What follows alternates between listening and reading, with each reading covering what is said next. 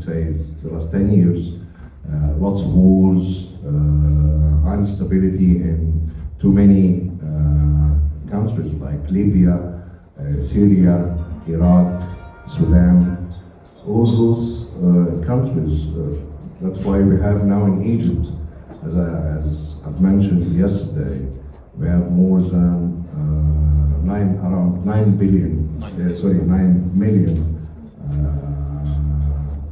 I don't want to say refugees, but 9 million guests in Egypt who are looking for safe place to stay, looking for home. That's why Egypt started to say, okay, why don't we do something for this? And the government enacted a law back in 2019. That's when we issued the law, and the actual starting to effect that law was by end of 2020. We start to receive the application, we start to test the system, how it will work. Also for the local public opinion of the people, because Egypt never gave nationality. It was a dream for a lot of other people, especially the Arab countries, to obtain the Egyptian nationality. So when we started this, we wanted to make sure that it's going to be something reasonable. We offer something acceptable for the people to apply.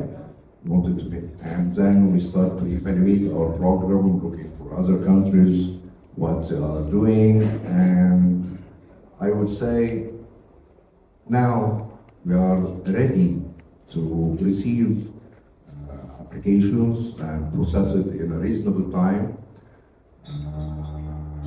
and here we are.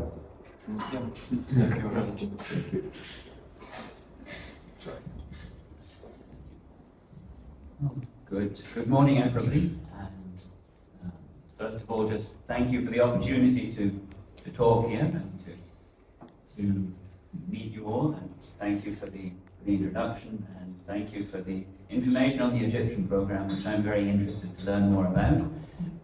Excuse me. So my name is Nicholas Stevens. I lead NTL Trust, which is one of the largest service providers in the sorry, excuse me. I'm one of the largest service providers in the Caribbean. We have been licensed marketing agents under the Grenada program for around the last 10 years. I think we obtained our license in 2014, and when the program launched. To answer your question, Matthew, regarding basically why people would want a second citizenship, I completely agree with what you said about the benefits of diversification. It's something that we've seen over the years in the Caribbean, and the world went through a time when borders were opening up and travel became easier. But now I see, especially since the pandemic, a reverse of that trend, and unfortunately we're seeing increased instability, geopolitical factors, certainly in the Middle East, also of course in Europe. Now we're a generation that never expected to see a war on European territory, and now we have one. And there are so many ways that just diversification and being part of different groups can open doors. Maybe not just for us, but for our children and grandchildren. It's all about diversification, opening opportunities, and I like the analogy to credit cards too, because as somebody who travels a lot, I need to have different brands of credit cards, issued by different banks in my wallet, because sometimes they just don't work, or they won't be accepted, or the terminal's not working, or something. So it's very useful to have alternative travel documents, and to be able to do business in a neutral way, to participate in different economic blocs, to have investment rights in certain countries, and I fully support having multiple citizenships as a way to diversify. Yeah, thank you for that, Nick. So in the early days of these programs, Citizenship by Investment program, they were viewed as luxury items, right? So the ultra high net worth individuals in their circles will pull out a second passport just to show off to their friends that they have multiple citizenship. Now we see that it has moved largely to utility. And added to your list, Matthew, could be the fact that one is born in a country where the authorities determine that your girls are not allowed to get an education. And you may not agree with that system. And so you want an opportunity for your daughters to study, to learn, to be educated. And so these passports are providing that kind of opportunity. So you're able to make decisions about your family, where your family grow up, where they are educated, and where you make investments, as well as the well-known mobility that these passports provide. So, as I said yesterday, philosophically, we believe that an individual should not be disadvantaged based on the accident of the place of their birth, that they should have some determination of what nationality they want to be. And so these programs, I think, provide that opportunity.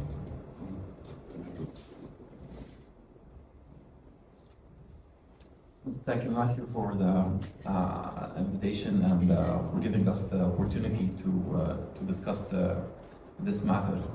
And from a background of working on both sides, so basically doing the Caribbean since maybe 2014, 2015 being the first company to work on this, and as well as doing the Egyptian, I would say that having multiple passports complement each other, because a lot of time I get this question, which is the best passport?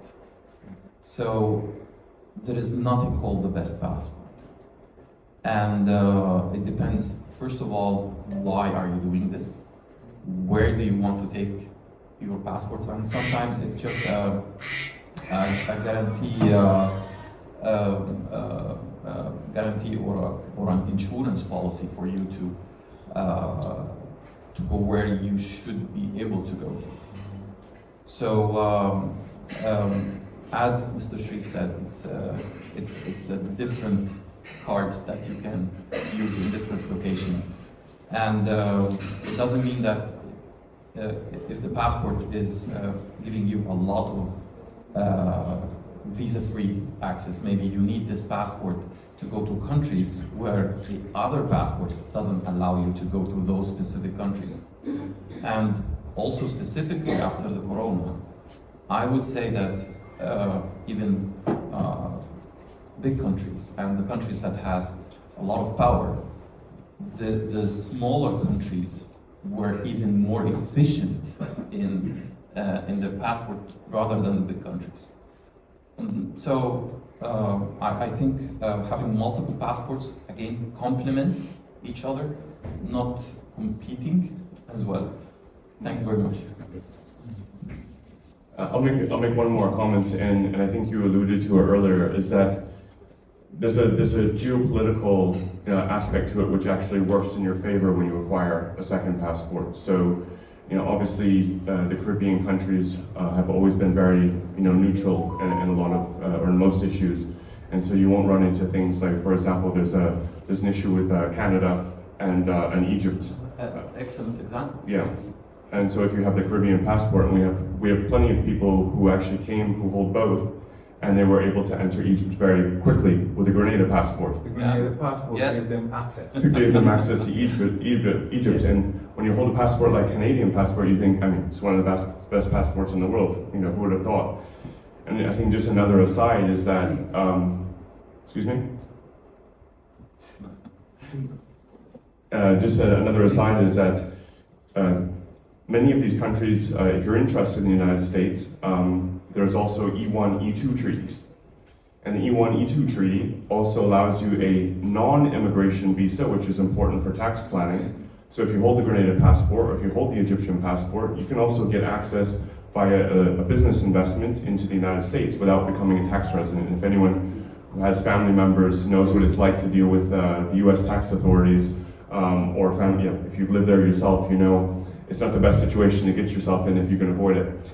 So those are some things that are not widely advertised, but it provides more than just mobility, maybe to the visa-free countries, but even some of the more difficult ones. You can get into Canada if you've had a previous Canadian visa, if you hold many of the Caribbean passports.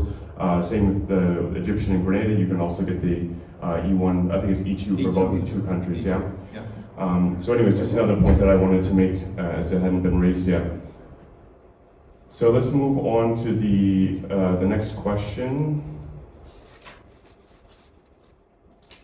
So there are multiple ways to acquire the second citizenship. I don't think we need to talk about naturalization, but we can talk about the available options in Egypt and in Grenada.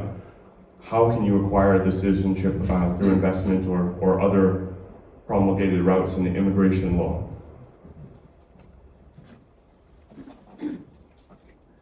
Now, we are offering 4 investment program, I would say, for people to choose from. The first option is he can buy real estate. Real estate with a value of $300,000. The $300,000 he can pay for whatever property he can choose, whether even if it's a land, a factory land, he can buy industrial factory land, or even agricultural one if he wants, or a flat, or chalet, or villa in one of our beach fronts, or in Cairo, or in any of our cities. We do have new cities now. We have the new capital, administrative capital. Or even he can buy a commercial place in any of the malls. We have lots of places. So buying a property is one of the options. And we always say it's a kind of investment. In spite of the fact that when he buys the real estate, he has to hold it for 5 years. After 5 years, he can sell it back if he wants, but for the first 5 years, he has to keep it. So that's one way. The second program we have is he can establish a company or increase the capital of an existing one with $350,000. That's for the capital, plus paying $100,000 for the state treasury fund. So it's like a fee, I would say. So the total amount for him is $450,000, $350,000 for him, for his company, $100,000 for the state fund. The third option he have is he can deposit $500,000 at the Central Bank of Egypt with no interest-free, and it will be refunded back to him in Egyptian pound after 3 years. So for 3 years, we keep the money at the central bank, we refund it back to him in Egyptian pound, with the prevailing rate applying at the time of maturity after the 3 years. The fourth option we have that he pays $250,000 to the state, the public treasury, our state treasury fund. This is non-refundable, as it's a kind of participation in whatever the Egyptian government is doing for infrastructure in the country. So he wants the government to do it for him. He doesn't want, he's not interested with real investment as such. So just by paying $250,000, he will also So those are the four ways we have to obtain the Egyptian nationality. And the process is very simple, indeed. Yes. Yes, so in the Grenada program, there are previously the Citizenship by Investment program, recently rebranded to the Investment Migration Program. There are three options. There is an option that is not probably well known, and that's the significant investor option, so that an individual can either start their own business or they can purchase an existing business and qualify. That's called a significant investor again. And then the two popular routes are investment in an approved project or a contribution to government. So the investment in an approved project is $220,000 with a $50,000 contribution to government, and there are some fees, application fee, processing fee, and due diligence fees. And these projects are specific projects that are approved by the Investment Migration Agency. So unlike Egypt, where you can buy property anywhere, in the Grenada program, there are specifically identified approved projects in which you invest. The third option is a contribution to government under what is called the National Transformation Fund. And for a single applicant, it's $150,000. For a family of two or more, up to four, it's $200,000. And again, there are some fees involved. You can increase the family, the size of the family, but there are additional fees that additional investment that you're required to make. So for example, you can add a sibling to your application. That will then cause an additional $75,000 investment. As I said, you can increase the family size, but based on the composition of the family, there will be additional investments required. But it starts at $200,000. So those are the investment options. And one will then apply for citizenship. If approved, the investment is made, you get your certificate, and then you can apply for your passport. Yes, of course, Mr. Anthony has explained the investment options very well. The significant investor option is not something we see a lot. It's not something that we've processed. We've processed hundreds of applications under the other two options. In Grenada, the real estate option is quite popular. I believe it's around 60-40, would that be right? That's right. So compared to other similar Caribbean jurisdictions where there tend to be more donations to the government funds, Grenada has quite an active real estate segment. As Mr. Anthony pointed out, these are projects which have to be approved by the Investment Migration Agency, and they are regulated as such. And so the IMA's goal there is to make sure that the funds go into escrow, to make sure that the investors are protected and that the developments really do get built, because the focus is definitely on tourism with these investments. The main focus is investing in tourist developments, hotels, resorts. So those are basically the most popular routes, but there is strict regulation to ensure that the investors are protected, because obviously they're going to a new country. Many of the investors don't actually get a chance to visit Grenada. We always encourage them to do so, either before or after obtaining their citizenship, and I think more and more are doing so. But the Grenada citizenship is available to be completed without the need to travel to Grenada at the moment. There is an interview requirement which can normally be carried out remotely, but might require an in-person interview in the future.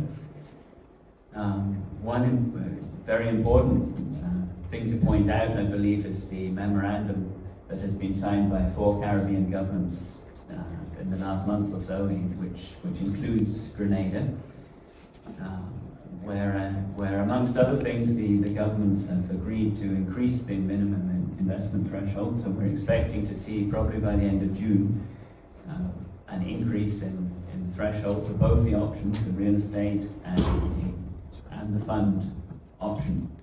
So it's important for anybody who's interested in the program to be aware of that and to consider bringing forward their plans if they would like to make an investment at the old rate. So I think in terms of the process, you need to sit down with an agent such as ourselves. We are your bridge, your interaction with the government. So we have lawyers specialized in different regions within our company.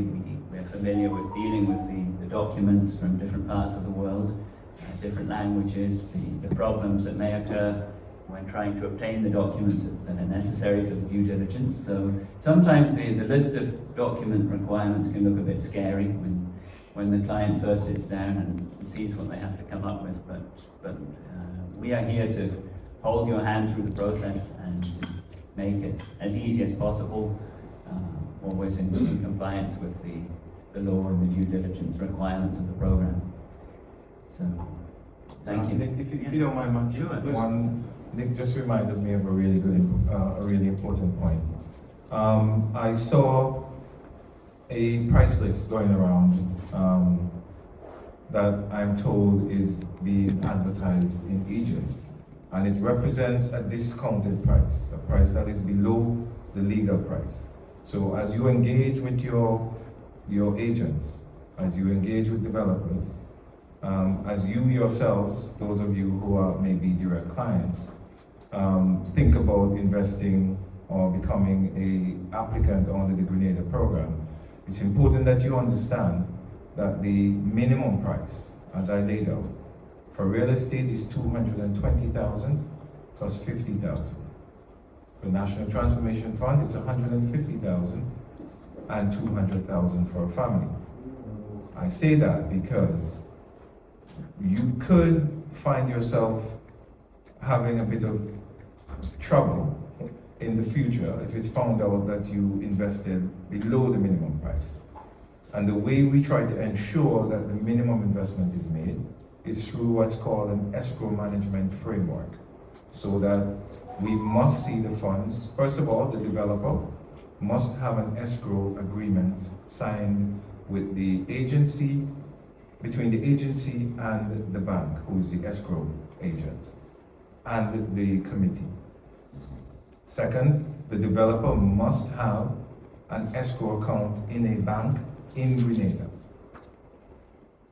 The third thing is that the investment minimum must be seen deposited into that escrow account by the investor. And the fourth thing is that we manage the disbursement of the funds by having the developer request disbursements for specific reasons. And mostly it's about paying the marketing agent for their commission, but primarily it's about ensuring that the funds flow to the intended purpose. So if it's to build a hotel, it's to go to the hotel. Okay? So it's really important that we understand the flow. 220,000. If you see someone coming to you with a price that's beneath that, that is an illegal price, and you should avoid investing at that price. May I also add, in Egypt, for the 4 programs which I've mentioned, is for the family. Except, I would say if somebody comes with 6 or 7 children, because we have it lots in most of the Arab countries, 6, 7 children, they will take it with the father or with the applicant immediately. On the day he gets the nationality, all his children under the age of 21. So up to the age of 21, they are accepted. Above age of 21, they are treated like separate candidate or applicant. And for the wife, where she will take it after 1 year, I would say. 2 years. It takes 2 years because this is the Egyptian law, even for a normal Egyptian one. As an Egyptian, if I marry a foreign lady, she will take the Egyptian nationality after 2 years. It's just to make sure that I'm not marrying her just to give her the nationality.